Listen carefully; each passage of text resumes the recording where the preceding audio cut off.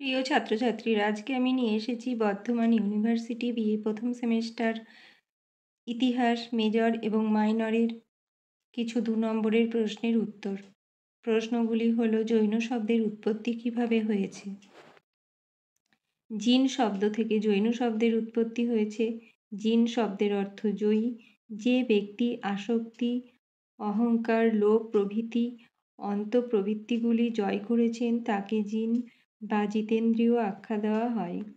তীর্থঙ্কর কাদের বলা হয়? জৈন ধর্মের প্রবর্তকদের বলা হয় তীর্থঙ্কর। তীর্থঙ্কর কথার অর্থ মুক্তির পথ নির্মাতা। জৈন ধর্মে মোট 24 জন তীর্থঙ্কর ছিলেন। প্রথম তীর্থঙ্কর হলেন ঋষভদেব, শেষ তীর্থঙ্কর হলেন মহাবীর। চতুর্যাম কি? জৈন ধর্মে 23তম তীর্থঙ্কর পার্শ্বনাথ ধর্ম সম্বন্ধে একটি নতুন উপদেশ প্রচার করেন, যা চতুর্যাম নামে পরিচিত। তিনি 4টি নীতি পালনের ওপর জোর দিয়েছিলেন। পার্শ্বনাথ প্রচারিত চতুর্যাম হল অহিংসা, অচৌর্য, অপরিগ্রহ ও সত্যবাদিতা। জৈন ধর্মাবলম্বীদের কটি শাখা ও কী কী? 2টি শাখা, যথা শ্বেতাম্বর, যারা শ্বেত বস্ত্র পরিধান করেন, দিগম্বর, যারা কোনো বস্ত্র পরিধান করেন না। পঞ্চমহাব্রত কি?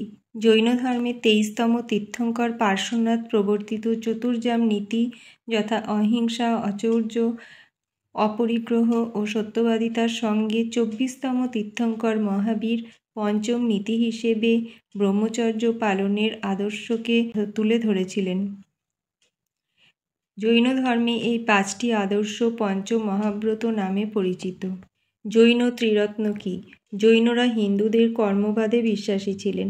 জৈন ধর্মে 24তম তীর্থঙ্কর মহাবীর মানুষকে কর্মফলের হাত থেকে মুক্তির জন্য 3টি উপদেশ দেন।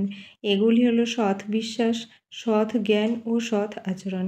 এই 3টি আদর্শই ত্রিরত্ন নামে অভিহিত হতো। নির্গ্রন্থ কি? জৈন ধর্মের 24তম তীর্থঙ্কর মহাবীর দীর্ঘ 12 বছর কঠোর সাধনার পর ঋজুপালিকা নদীর তীরে এক শালগাছের নিচে কৈবল্য বা পরম জ্ঞান লাভ করেন। ইহা নির্গ্রন্থ বা জিন নামে পরিচিত।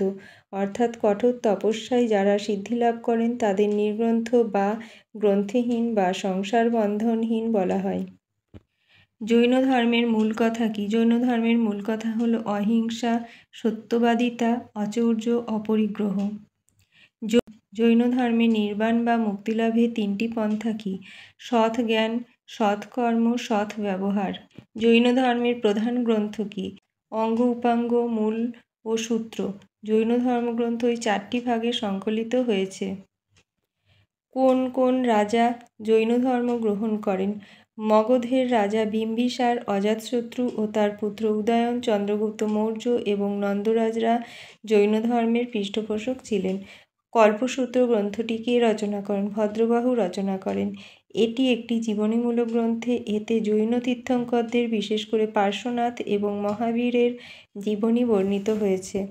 দ্বাদশ অঙ্গ কি? খ্রিস্টপূর্ব 300 অব্দে পাটলিপুত্রে এক ধর্ম সম্মেলনে জৈন ধর্মের প্রবর্তক মহাবীরের অনুগামীরা তার উপদেশ 12টি খণ্ডে লিপিবদ্ধ করেন।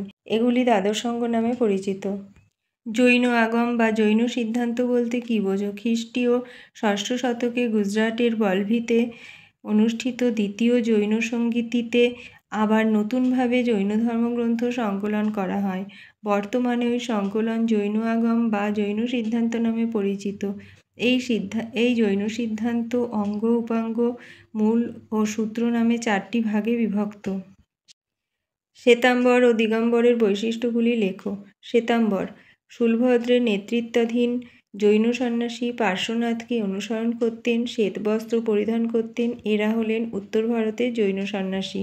দিগম্বর ভদ্রবাহুর নেতৃত্বাধীন জৈন সন্ন্যাসী মহাবীরের অনুশাসনগুলি কঠোরভাবে অনুসরণ করতেন, বস্ত্র পরিধান করতেন না। এদের স্থান ছিল দাক্ষিণাত্যে। জৈন ধর্মশাস্ত্রগুলির নাম কি? জৈন সিদ্ধান্ত, কল্পসূত্র, ভগবতী সূত্র ও চতুর্বেদ। জৈন ধর্মমতের 3টি প্রধান দিক কি কি? চতুর্যাম, পঞ্চমহাব্রত, ত্রিরত্ন। জৈন ধর্মগ্রন্থ কোন ভাষায় রচিত? প্রাকৃত বা অর্ধমাগধী প্রাকৃত ভাষায়। জৈন দর্শন কয় ভাগে বিভক্ত ও কী কী? 3 ভাগে বিভক্ত, যথা অনেকান্তবাদ, ন্যায়বাদ ও স্যাদবাদ। জৈনরা জ্ঞানের আপেক্ষিকতা বোঝার জন্য কোন কোন আপেক্ষিক ধারণার কথা বলেন? জৈনরা জ্ঞানের আপেক্ষিকতা বোঝানোর জন্য 7টি আপেক্ষিক ধারণার কথা বলেন। এগুলি হলো: একটি বস্তুর বিদ্যমানতা, একটি বস্তুর অবিদ্যমানতা, আপেক্ষিকভাবে একটি বস্তুর সততা ও অসততা, আপেক্ষিকভাবে একটি বস্তুর দেশ কাল সাপেক্ষতা ও নিরপেক্ষতা, আপেক্ষিকভাবে একটি বস্তুর অব্যক্ততা, আপেক্ষিকভাবে একটি বস্তুর অবর্ণনীয়তা এবং সত্য বহুমুখী ও আপেক্ষিক।